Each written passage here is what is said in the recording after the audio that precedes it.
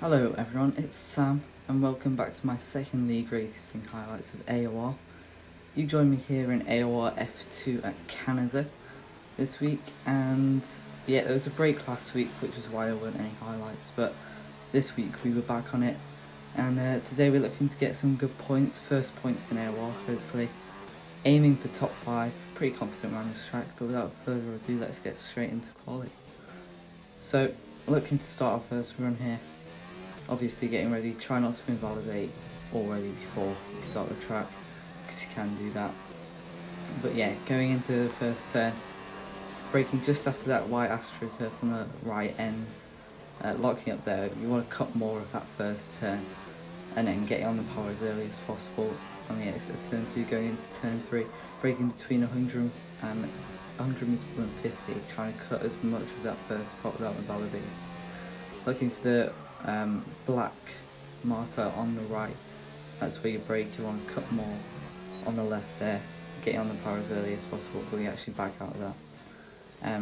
So going on to the second lap, which is where we try to get another run in. So again, going into the first turn on the right, yeah, that's a bit better, still locking the left front. Don't want to do that next time, but it's alright, we still carry good speed. And then trying to get as much of that right hand and left hand as possible. I actually hit the wall quite hard there, and I think you'll see just later now we did actually get wing damage from that. As you can see, loads of understeer going through there, and yeah, we do actually get wing damage from that. You see the very light green on the right end plate, but that does affect you a lot, especially around a track like Canada. There's quite twisty turns to navigate, and the wall's quite close to you, and they're coming quite fast. But yeah, 3/10 down on Thyman, so it's not going to be a good lap at all, but just going to finish it to try and get a lap on the board, as we only have 3 sets of soft tyres for a soft medium strategy in the race. And going into the final corner, trying to cut as much of that first spot as you can as possible, hit the wall again, but yeah, let's see what we do.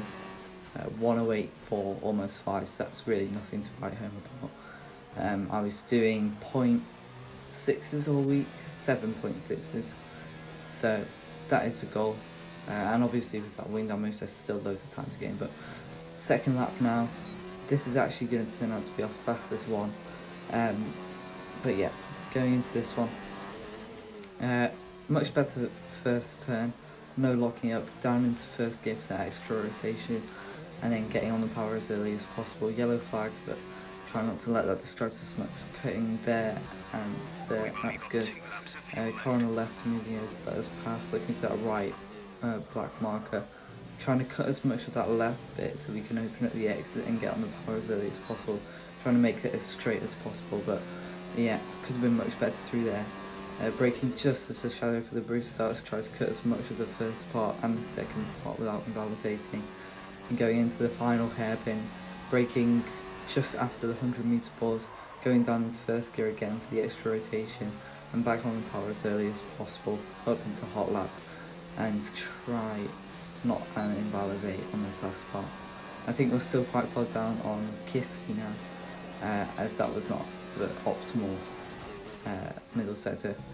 Bit better on that first part of the chicane there, and let's see what we do over the line.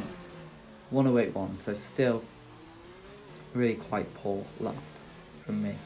Definitely not what I was wanting, but yeah. Final run now, 2 minutes left in the session. Trying to get into the 7s at least now. Let's see what we can do. Again, DRS as soon as possible. Going into first corner, let's see how we do. So yeah, that's good. First gear again, extra rotation, opening it up. Yellow flags again, people slowing down. But between 100 and 50 metre balls, cutting as much of that first turn and second turn as possible. That was a bit better through there. And we're up on our time. We're actually set a fastest first sector on Jaws in, so that's good. Tap the wall again, I don't think we get wing damage from that. Braking at the shadow again, that's nice through there. And let's see what our middle sector is going to be. Felt much better. I think we're still PB. We actually set another fastest middle sector as well, only just fractionally, but we are up by about 2/10 on our fastest time, so this should be in the 7s at least if I don't go and bottle the final chicane. I was just thinking, come on Sam, don't bottle this, you could get top 5 or something. We're going into this final chicane, and yeah, that's a massive bottle. Just locking up that right front, braking way too late, just trying to carry way too much speed in. Yeah, we actually don't improve at all. And that could have been, as you see there by the sectors, there's still, we were 2/10 up, and there was still loads of time to find in the third sector, so possibly 4/10 up, should have been 0.7, which should have put us 5th place, 4th place, so a bit disappointed, but oh well. Move on to the race, see what we can do starting 9th, so surprisingly we don't actually get knocked out of the top 10, even with that pretty atrocious lap. But yeah, we've got our tyres warmed up on the formation lap nicely. Let's see what we can do for this Renault team. Waiting for everyone to line up on the grid, and hopefully we can get underway soon, taking a few deep breaths, getting calm before the start of the race. Obviously don't want to get wing damage. But here we go. 1, 2, 3, 4, 5 red lights, and we are off for the Canadian Grand Prix. Get a bad start as usual, lots of wheel spin, and that's Max getting a better start than us, going down onto the inside. And there's another car on our outside, but we get the superior traction on the outside, which is the racing line, and we just settle back in behind Loney. Don't think there are too many position changes, as it is quite a short run down to the first turn, but yeah, just trying to settle into this race now, keeping that ERS high, still 100%, not wasting that too much, and we're just going to sit in behind Lonely, try and build a gap to Pedro behind who's on medium, so trying the alternate strategy. We don't want him to stick with us because he could be dangerous at the end if he puts on a set of fresh softs, but yeah, keeping that ERS high, keeping within the DRS of Loney, and we see that massive train starting to form up, which is quite a regular occurrence in top tier races. So yeah, just going to keep saving ERS, keep saving our fuel, and yeah, keep it consistent, get settled into this race. And Jordan's set the fastest up, he's still leading, so yeah, he's doing a really good job out in front. I think he got pole with a point or something, so that's pretty rapid from him. But yeah, keeping this train, keep calm, see what we can do later on in the race. If we actually get a first warning there, it's a bit annoying. It is quite easy to get warnings around here, especially on that last chicane. As you see, I hit the wall there, looking not to get wing damage. But yeah, that last chicane is a bit hit and miss with penalties, as with most corners on this game. But yeah, let's see if we can get another warning in the same spot. As I think we might. Let's see if we do it. Yeah, just cutting too much, just being a bit over ambitious, but now we have 2 warnings, another one, and that's going to be a time penalty. So yeah, that's quite annoying, but just going to try and keep it consistent, as there is actually a yellow flag behind us. That's Renato Romeo, and wow, there is a virtual safety car. 3 laps in, and a safety car, of course. No one's actually at the race, no one's actually that far behind. To see there's a Toro Rosso on the mini-map and an Alpha quite far behind, but nothing major. No one's retired, no one's left, so bit of a weird one there, but I'm going to follow people into the pits, as that's what most of the top guys are doing. I think Samia Bean stayed out and Johan has stayed out. Pedro, he was on the medium, so I assume he stayed out, but Loney, if you saw there, he got held up, so he's going to lose loads of time, so I'm going to move a position there at least. But yeah, I think we're in a net P6 now, as people are getting held up with double stacking there. But yeah, now behind Slimber,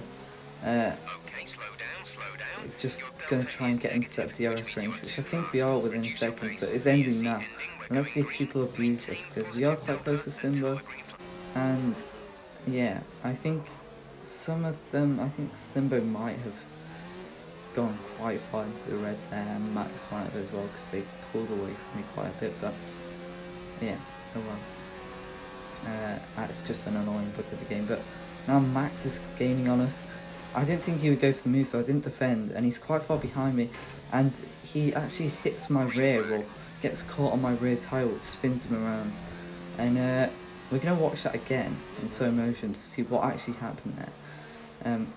I didn't think he was close enough to go for the move, but he goes for it quite late, just going into the braking zone. I carry more speed, and I think his front tyre is on my rear tyre. I leave him enough space on the inside and the outside, and yeah, I think my extra speed just comes through and spins me around, so that's really unfortunate for Max. I think it was just a racing incident there, but yeah, let me know what you guys think in the comments. But yeah, it's unfortunate for Max. But now Chiquita's caught us. I think he's on fresh mediums, which is why he's been able to gain so much on me in these few laps. But I'm just going to let him pass because he's a quicker car. Just try and get him to drag me along with his superior pace. Try and get stay in his DRS and get up to Slimbo. But we have managed to stay with him quite well for these couple of laps, so I think tyres are evening out now. Johan's caught behind me as well, so I don't know what Johan did, and I don't know how he's caught so much, but I think he pit whilst I was battling with Max and stuff, and yeah, and Chiquita actually goes straight on into the pits, and that really threw me off as we were going into the braking zone. I just completely missed my braking point and almost straight line that last part and actually get a warning. And yeah, as you can see, I'm really shaking, missing the first apex there completely and almost drifting on the second part, and Johan actually almost gets around the outside of me, and I actually, yeah, that was just a really weird moment for me. I just should have been more aware, but yeah, one penalty, it's not too bad. Just try not to get another one, as I expect most other people will get a penalty. Johan, I'm just letting him pass now as he has pace on me, fresher tyres. But yeah, just going to stay with him for a couple of laps as the pit window comes up, because we have taken these mediums quite a long way since about lap 3. So gone well over their lifespan. But I think we are going to pit this up. I have managed to stay with Johan, but oh yeah, so if you look in my bottom right, I've got a massive issue now, because my ERS got stuck in low, and it's with my Fanatec wheel. You can press a little button, and it changes the settings on the wheel, and it disables you from using the analog stick in the game. So as you can see, I'm trying to fix it now. I'm changing camera and everything to see if that will reset it. But yeah, it's just staying in low, and this is losing me heaps of time to the cars in front. As you see, Johan, how much is he? Yeah, he's gained over a second now on me, just in this lap, because my ERS is stuck in low, and he's pushing really hard. And this should have been my in lap, so I really wanted to use all that ERS, but just stuck in low on the straight, and look how far away he's got from me. And I can confirm, I accidentally pressed that button going around the second turn. I must have accidentally pressed it, and yeah, I didn't realise until I got in the pits, and I've still not figured it out now. I thought I was going to have to go the whole race with it, so I was panicking quite a lot now. But I think we do manage to fix it if you keep watching the bottom right, and yeah, there we go. Put it down into no ERS now. It has given me an opportunity to recharge the battery, but yeah, it's less than ideal, and Chiquita has caught up to me. Few people pitting now. I get another warning there as I see Kiski go straight on. But a few of these guys ahead of me are actually on hards trying to take us to the end, which I found was a bit weird because the hards are notoriously bad around here. But yeah, we come up to the back of Yompline, and I was feeling really fast on these medium tyres. I was just letting him know I was there. And yeah, you see the massive pace and grip difference going through there. I decided to send it up the inside going into the hairpin before the straight because I knew I had quicker, I knew I'd get the better traction. I just didn't want to waste any time in pushing on and trying to catch Simbo. But yeah, if you look in the bottom left, you see the Alfa Romeo quite far ahead. But I do set the fastest final sector there, so it just goes to show my pacing. Now he comes to the back of Passy, who's going really, really slow, incredibly slow into there. And I thought he shows me to the inside there, but he just covers that off. And I actually go into the back of him, which is really weird. I don't really know what he was doing there, because he kind of was just floating in the middle of the track. I think he had good intentions, but the execution was a bit weird. 2 hours later. Yeah, literally 2 hours later, we had 2 laps from the end. Felt like ages, just trying to keep consistent and catch Simbo. I think we caught him by about 2 seconds. But yeah, after losing all that time to him, just annoying. But now Johan's actually put on a fresh set of soft tyres, so he was rapid. He was just making his way through the field as well. So he's gained up all the time from taking his mediums at extra distance. And yeah, he scored me. I decided to let him pass, which in hindsight, I don't think I should have done it, because I think I could have battled him. As you see, I managed to stick with him for that lap, and through the middle sector especially, where he should have the better grip. But moving on to the final lap, just trying to push as hard as I can now to catch back up to him and try and overtake him on that back straight. But yeah, I was just thinking to myself, you know, just keep it clean. Don't want to get any more warnings fighting Johan. Just want to get my first AOR points. And yeah, but I think next time I will fight him harder and try and keep that 5th place, because that would have been a really good result for me. Has really good pace in these medium tyres, but yeah, I don't think it's going to be enough to be able to overtake Johan on this back straight, even though I do put in a pretty banging middle sector. Only 2/10 off on PB, managed to stick with Johan, but yeah, quite far behind him now. Sammy Bean has won this race, so GG to him, and Thyman and Jordan, who were the other 2 that joined him on the podium. But yeah, not close enough. And that is the end of this AOR race. Come home in 6th, really happy with that. But yeah, if you did enjoy, please leave a like and a comment.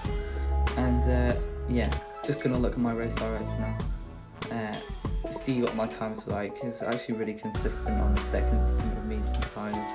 As you see, I did my PB on them. And yeah, thanks for watching this. Hope you all have a really good day. If you are new, please subscribe and go follow me on Twitter at VRTSam. But I will see you next week for next week's AOR race at Austria. But apart from that, thanks for watching, and I'll see you in the next one. Bye bye.